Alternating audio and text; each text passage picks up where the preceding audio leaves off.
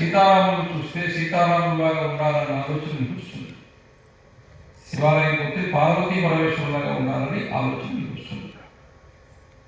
మన హిందూ ధర్మంలో మన సమాజానికి ఆధారమైనది కుటుంబ వ్యవస్థ, గృహస్థాశ్రమం.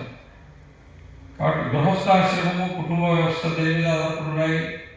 దాంపత్య జీవనం, దంపతులు. వేదం చెప్పింది హిందూ ధర్మంలో ఉన్నది ఏమిటంటే వివాహం చేసుకోవటం మాత్రమే ఉంది, వివాహాన్ని రద్దు చేసుకునేది లేదు. శాస్త్రం ప్రకారం అయితే రద్దు చేసుకునేది లేదు, చట్టం ప్రకారం అయితే చేసుకోవచ్చు. శాస్త్రము ప్రకృతి, చట్టము వికృతి. శాస్త్రము ప్రకృతి, చట్టము శాస్త్రం ప్రకారం అయితే కలిసి ఉండాలా, వికృతి చట్టం ప్రకారం అయితే విడిపోవచ్చు. ఇప్పుడు ప్రకృతిలో ఉండాలా, వికృతిలో ఉండాలా? ప్రకృతి. సరే, అంత సులభంగా ప్రకృతి. ప్రకృతి స్వామి గారు మేము ఏదో ఊహించుకొని వచ్చాము, ఏది చెప్తున్నాడు అనుకుంటున్నాం. చాలా మంది ఆయన గర్జిస్తాడు అనుకున్నాం. హిందూ సంఘాలను చూసాం, ఏం గర్జించాడు అక్కడ, లాభంగా అక్కడ గర్జించాలంటే 4 లక్షల మంది ఉన్నారు. మీరు 200 మంది కూర్చోబెట్టి గర్జించుకుంటే గర్జించాం.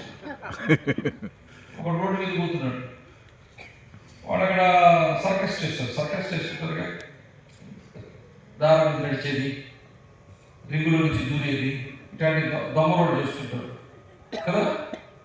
అక్కడ ఒక పిల్లోడు గడేసుకొని ఎత్తుగా తాడు వెళ్ళి దాన్ని దూకేశాడు. ఈ దొంగ వీడు దారిలో దొంగ కూడా చూశాడు, వీడు నాకు ఉపయోగపడతాడని వాళ్ళ ఆయన డబ్బులు ఇచ్చేసి కొన్నాడు. కొని ఇంటికి తీసుకెళ్ళిపోయాడు. రాత్రి అయింది, అబ్బాయి పోదాం రా. తండ్రి కొడుకు, తండ్రి పిల్లవాడు, తండ్రి కాదు వీడు, పిల్లవాడు నడిచిపోతున్నారు. ఈ గోడ దూకరా, నేను దూకలేను అన్నాడు. అదేది నేను ఇంతకంటే ఎత్తుండే తాడును దాటేసావు, ఇది దూకలేను అన్నాడు. నేను దూకాలంటే చుట్టూ 200 మంది జనం ఉన్నారా, శబ్దం చేస్తుంటారా, ఒకడు కవర చేసుకుని కొడుతుంటారా,